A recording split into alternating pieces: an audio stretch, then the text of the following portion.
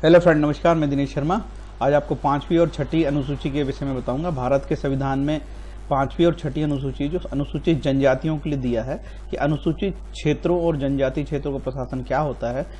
Tribes के विषय में ये विशेष रूप से बनाया गया है जो भारत के सामान्य नागरिक के लिए और अनुसूचित जनजाति व्यक्तियों के लिए और कंपटीशन वाले स्टूडेंट के लिए तो बहुत ही इम्पोर्टेंट ये वीडियो है। आप इसको विशेष ध्यान से सुनिए।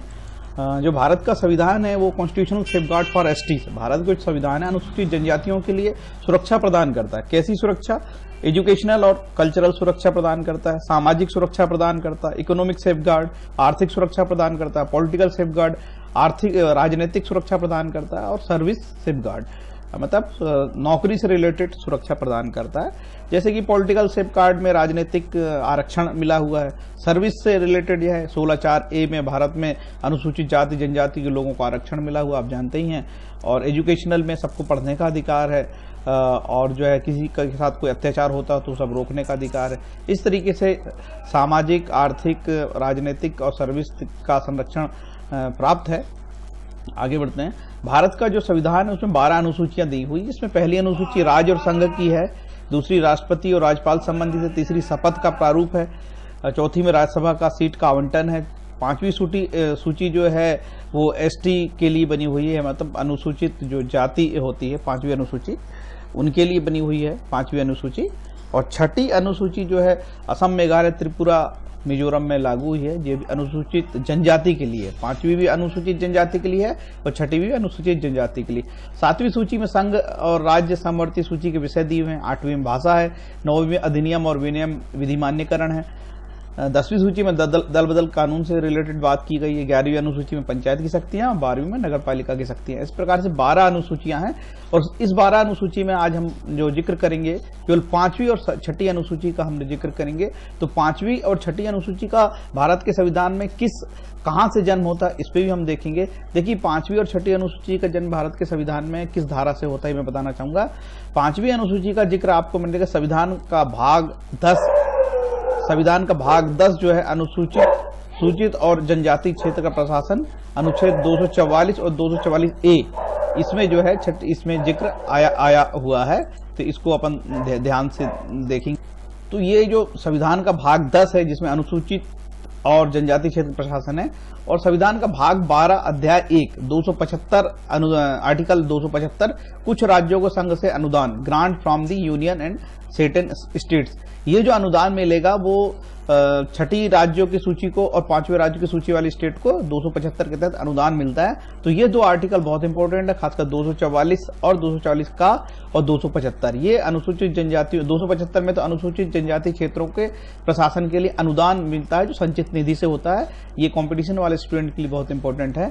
तो जो छठी अनुसूची होती है वहां पे ऑटोनोमस स्टेट होता है, स्वशासी राज्य और स्वशासी जिले होते हैं। उसके बारे में मैं आगे डिटेल बताना चाहूंगा। अनुसूचित क्षेत्र और अनुसूचित जनजातियों के प्रशासन और नियंत्रण के बारे में उपबंध जो है आगे अपन चर्चा करेंगे। अब ये जानना जरूरी है कि पांचवी अनुसूची कहां लागू है। पांचवी अनुसूची भारत में कहां लागू है। आंध्र प्रदेश, झारखंड, गुजरात, हिमाचल प्रदेश, मध्य प्रदेश, छत्तीसगढ़, महाराष्ट्र, उड़ीसा और राजस्थान 9 राज्यों में पांचवी अनुसूची लागू है। तो आगे इसमें क्या क्या प्रावधान है वो भी बताएंगे। अब ऐसे भारत के बहुत सारे राज्य जहां पे पांचवी अनुसूची भी लागू नहीं और छठवीं अनुसूची भी लागू नहीं है, वहां पे भी है, जैसे अंडमान निकोबार, दादरा नगर हवेली और दमन दीव, लक्षद्वीप। इस प्रकार से बिहार, गोवा, जम्मू कश्मीर, कर्नाटक, केरला, सिक्किम, तमिलनाडु, उत्तर प्रदेश, बंगाल, यहाँ पे भी अनुसूचित जनजातियां हैं, लेकिन यहाँ पे पांचवी और छठी अनुसूची लागू नहीं है। ठीक है, तो सरकार जो सामान्य इनको जो रियायत देती है वही देती है। आगे अपन देखते हैं कि इसमें पांचवी अनुसूची के बारे में डिटेल पढ़ना चाहेंगे। मैंने आपको बताया था कि पांचवी अनुसूची का जन्म कहां से होता है। पांचवी अनुसूची का जन्म संविधान के भाग 10 अनुसूचित और जनजाति क्षेत्र स्पष्ट लिखा है। पांचवी अनुसूची के उपबंध असम, मेघालय, त्रिपुरा, मिजोरम राज्यों से भिन्न, मतलब पांचवी अनुसूची असम, मेघालय, त्रिपुरा, मिजोरम राज्य में लागू नहीं है, वहां छठी लागू है। से भिन्न किसी राज्य के अनुसूचित क्षेत्रों और अनुसूचित जनजातियों के प्रशासन नियंत्रण के लिए लागू होगी। छठी अनुसूची में उपबंध असम, मेघालय, त्रिपुरा, मिजोरम राज्यों के जनजातीय क्षेत्रों के प्रशासन के लिए लागू होंगे। स्पष्ट है कि जो मेघालय, त्रिपुरा, असम, मेघालय, त्रिपुरा, मिजोरम जो है ये छठी अनुसूची की राज्य है, और 5वीं जो अनुसूची होगी वहां पे जो है राष्ट्रपति ये घोषणा करता है कि कहां कहां 5वीं अनुसूची लागू होगी। ठीक है, नेक्स्ट, ये जो 5वीं अनुसूची के राज्य है इसमें ऐसा क्या क्या विशेषताएं होगी इसकी मैं बताना चाहूंगा कि 5वीं अनुसूची में और छठी अनुसूची में अंतर भी क्या होगा, ये मैं विशेष रूप से आपको बताना चाहूंगा कि 5वीं अनुसूची में क्या होता है और छठी अनुसूची में क्या होता है। तो ये तो रहा उपबंध 244 के तहत। ठीक है, एक खास बात मैं बताना चाहूंगा कि जो 5वीं अनुसूची में सरकार यदि कोई किसी प्रकार का संशोधन करती है तो वो धारा 368 के प्रयोजन के लिए संविधान का संशोधन नहीं माना जाएगा। यही बात 6वीं अनुसूची पे भी लागू होती है कि सरकार 6ठी अनुसूची में यदि कोई भी संशोधन लागू करती है तो संविधान की धारा 368 के प्रयोजन के लिए संविधान संशोधन नहीं माना जाएगा। ये कॉम्पिटिशन वाले स्टूडेंट के लिए ये बहुत इंपॉर्टेंट है। आगे मैं धारा 275 बताना चाहूंगा, इसी से जो शेड्यूल ट्राइब के क्षेत्रों में अनुदान लिया जाता है। तो अनुसूचित जनजाति क्षेत्रों के लिए जो अनुदान सरकार देती है वो 275 के तहत ही देती है। 275 के तहत जो धन दिया जाता है वो भारत की संचित निधि से दिया गया धन माना जाता है। ये विशेष कंपटीशन वाले स्टूडेंट को नोट करना चाहिए कि भारत की संचित निधि से जो धन माना जाएगा 275 का अनुदान। ठीक है, अनुसूचित जनजातियों के कल्याण की अभिवृद्धि करने या उस राज्यों में अनुसूचित क्षेत्रों के प्रशासन के स्तर को उस राज्य के शेष क्षेत्रों के प्रशासन पर स्तर तक उन्नत करने के प्रयोजन के लिए उस राज्य भारत सरकार के अनुदान से हाथ में लिया जाएगा। मतलब सरकार जो है ऐसे शेड्यूल ट्राइब एरिया के लोगों के कल्याण के लिए, विकास के लिए, वृद्धि के लिए जो है 275 में अनुदान देगी, और ये अनुदान अनुसूची 5वीं और 6वीं दोनों क्षेत्रों के एरिया के लिए मिलेगी। आगे चलते हैं। ये है 5वीं अनुसूची। 5वीं अनुसूची में होता क्या विशेष बात है, 5वीं अनुसूची के राज्यों में क्या विशेष बात होती है, देखते हैं आगे। इस अनुसूची के उपबंधों के अधीन रहते हुए किसी राज्य की कार्यपालिका शक्ति का विस्तार अनुसूचित क्षेत्रों पर करेगी। मतलब राज्य सरकार की शक्तियां हैं कि उस क्षेत्र में अपनी कार्यपालिक शक्ति का विस्तार करेगी। अनुसूचित क्षेत्रों के प्रशासन के संबंध में राष्ट्रपति को राज्यपाल द्वारा प्रतिवेदन, जहां मैंने अभी बताया हूं कि 9 राज्यों, भारत के 9 राज्यों में 5वीं अनुसूची लागू है, वहां के जो राज्यपाल हैं प्रतिवर्ष जो है राष्ट्रपति को ज्ञापन देते हैं कि अनुसूचित जनजाति के क्षेत्रों के प्रशासन के विषय में ये राज्यपाल का कर्तव्य है। यहाँ पे एक जनजाति सलाहकार परिषद होती है जो ट्राइबल एडवाइजरी काउंसिल होती है। ठीक है, ये ट्राइबल एडवाइजरी काउंसिल होती है, बड़ी इंपॉर्टेंट होती है। इसी के तहत जो राज्यपाल जो है अनुसूचित जो क्षेत्र होते हैं, 5वीं अनुसूची के जो क्षेत्र होते हैं, वहां पे कुछ सुविधाएं स्पेशल दी जाती है। इसमें स्पष्ट लिखा है कि ऐसे प्रत्येक राज्य में जिसमें अनुसूचित क्षेत्र है, और यदि राष्ट्रपति ऐसे निर्देश दे तो किसी ऐसे राज्य में भी जिसमें अनुसूचित जनजाति है किंतु जनजाति क्षेत्र नहीं है, एक जनजाति सलाहकार परिषद स्थापित की जाएगी जो 20 से अनधिक सदस्य 20 सदस्यों की से मिलकर यह समिति बनेगी, और इसके जो 3/4 सदस्य हैं उस राज्य की विधानसभाओं में अनुसूचित जनजातियों के प्रतिनिधि होंगे। मतलब विधायकों को भी लिया जाता है।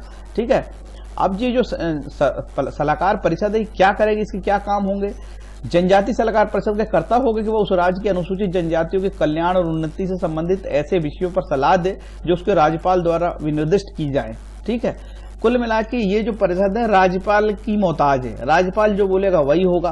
कभी कभी क्या होता है, सरकार कोई इंटरेस्ट नहीं लेती है, अभी राज्यपाल कहां से चलेगा, राज्यपाल को तो मुख्यमंत्री ही चलाएगा, प्रदेश का मुख्यमंत्री सलाह देगा तब वो मानता है। तो कुल मिला के ये जो परिषद है राज्यपाल की एक प्रकार से पंगु टाइप की है। लगता तो लिखा तो कॉन्स्टिट्यूशन में है, लेकिन इस परिषद को कोई पावर नहीं होते, सारे पावर राज्यपाल को होते हैं। राज्यपाल मतलब मुख्यमंत्री को होते हैं। परिषद के सदस्यों की संख्या को, उसकी नियुक्ति और उसकी परिषद के अध्यक्ष, उसके अधिकारियों और सेवकों की नियुक्ति की रीति, उसके अधिवेशनों का संचालन, सारे काम जो है अधिकतर इसमें राज्यपाल को दिए गए हैं। अनुसूचित क्षेत्रों को लागू करना कानून।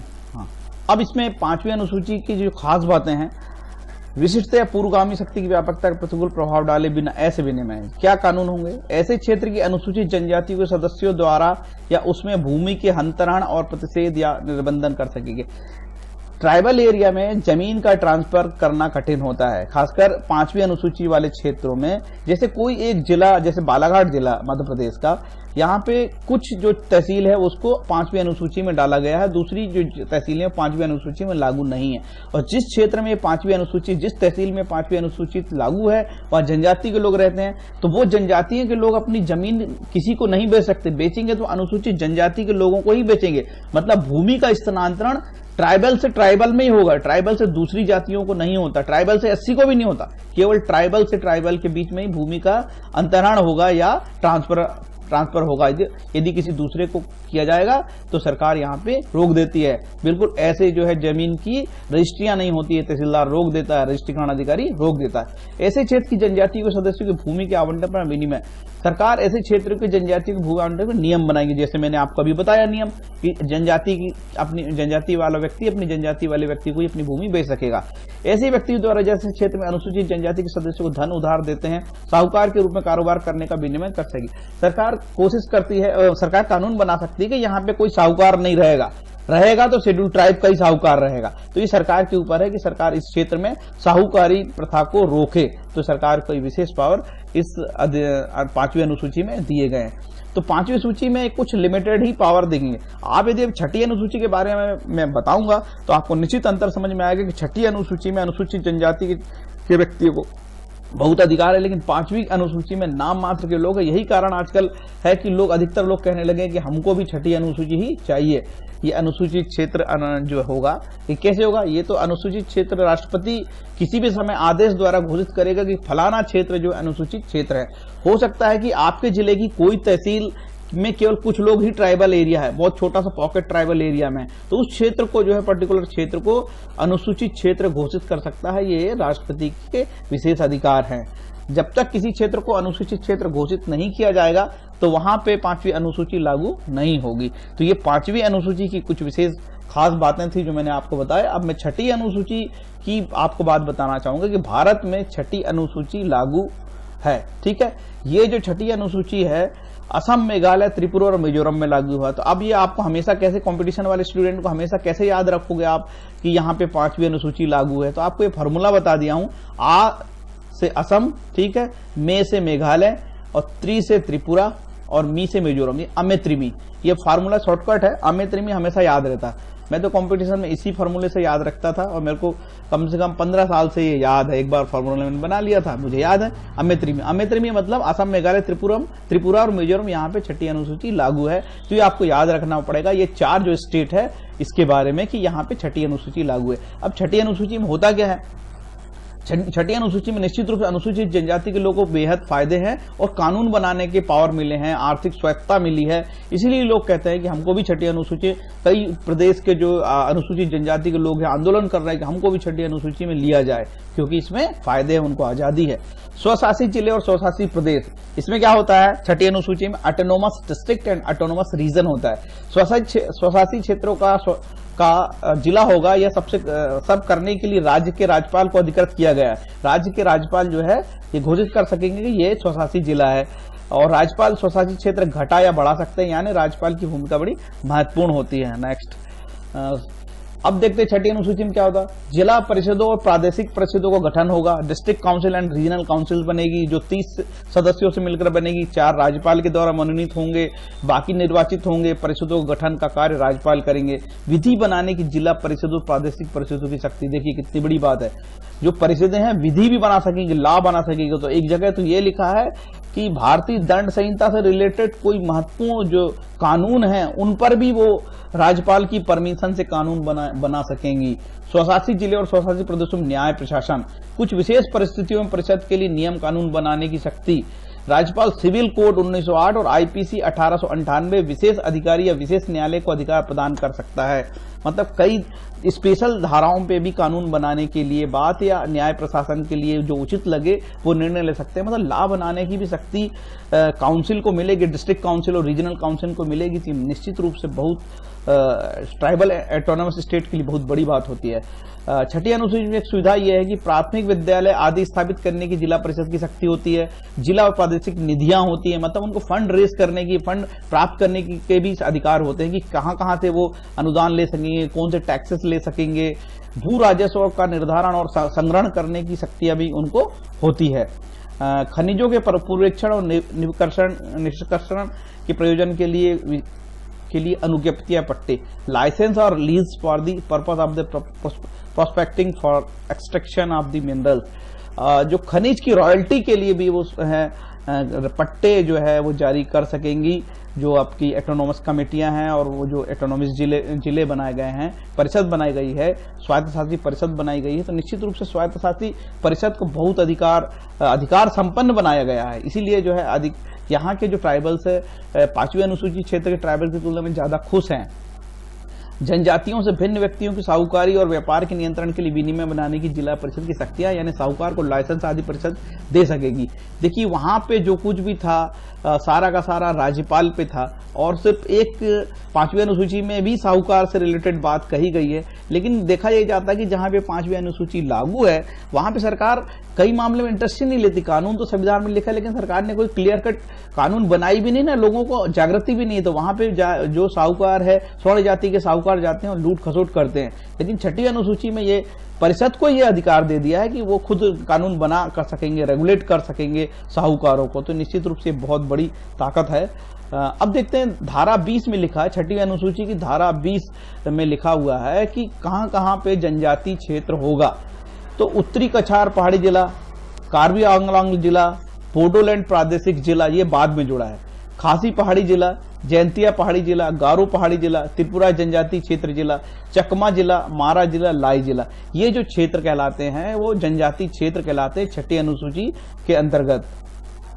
छठी अनुसूची और 5वीं अनुसूची में एक विशेष बात यह है कि यदि छठी अनुसूची और 5वीं अनुसूची में कोई संशोधन किया जाता है तो संविधान की धारा अनुच्छेद 368 के तहत वो संविधान संशोधन नहीं समझा जाएगा। ये विशेष बात इसमें लिखी गई है। अब मैं आपको बता दूं कि 5वीं अनुसूची और 6वीं अनुसूची में क्या बेसिक अंतर होता है। हाल ही में अनेक जनजातीय राज्यों की मांग उठ रही है कि उन्हें भी 6वीं अनुसूची में डाल दिया जाए। 5वीं अनुसूची में मैंने आपको जैसे बताया कि बड़ा लिमिटेड पावर होता है। एक तो ट्राइबल की जो जमीन होगी वो ट्राइबल को ही जाएगी, ट्रांसफरेबल होगी, ठीक है, बाकी दूसरी जाति के लोग नहीं उसमें ट्रांसफर कर सकते। भूमि पर कानून बनाने का अधिकार राज्य को दिया गया है, ठीक है, मध्य प्रदेश सरकार को दिया है या स्टेट सरकार को दिया है किसी भी जगह। लेकिन छठी अनुसूची में आपने देखा होगा कि वहां पे तो ऑटोनोमस काउंसिल होगी और ऑटोनोमस काउंसिल को कानून बनाने का अधिकार, रॉयल्टी लेने का अधिकार और करों को संग्रहण का अधिकार, स्कूल खोलने का अधिकार, साहूकारों पर नियंत्रण का अधिकार, इतने महत्वपूर्ण अधिकार जनजातियों को दिए हैं। तो वो जो जनजाति की काउंसिल है, ऑटोनोमस काउंसिल, वो बेहद पावरफुल होती है और बनती है और लगती है। इसी कारण है कि ट्राइबल के लोग मानते हैं कि भाई हमारे क्षेत्र को भी छठी अनुसूची में आप लागू की जाए, जिससे कि हम स्वतंत्र हों अपना प्रशासन चलाने के लिए और अपने जीवन जीने के लिए स्वतंत्र हो। तो ये बेसिक अंतर 5वीं और छठी अनुसूची में मैंने बताया। निश्चित रूप से 5वीं सूची की तुलना में 6वीं अनुसूची बेहद पावरफुल है क्योंकि वहां जनजातियों को विशेष पावर दिए गए हैं, तो वो बहुत आत्मनिर्भर हुए हैं। इस तरीके से ये जो मेरा आज का वीडियो खत्म हुआ फ्रेंड्स। ये मेरा वीडियो आपको कैसा लगा? यदि अच्छा लगा हो तो मेरे चैनल को सब्सक्राइब करें, लाइक करें, और यदि आप ये घंटी ये दिख रही है इस पे आप क्लिक करेंगे और ये नोटिफिकेशन पे क्लिक करेंगे और सेव करेंगे तो मेरे नए वीडियो आपको मिलते रहेंगे निःशुल्क। उम्मीद है मेरा वीडियो आपको अच्छा लगा हो। Thank you. हरे कृष्णा।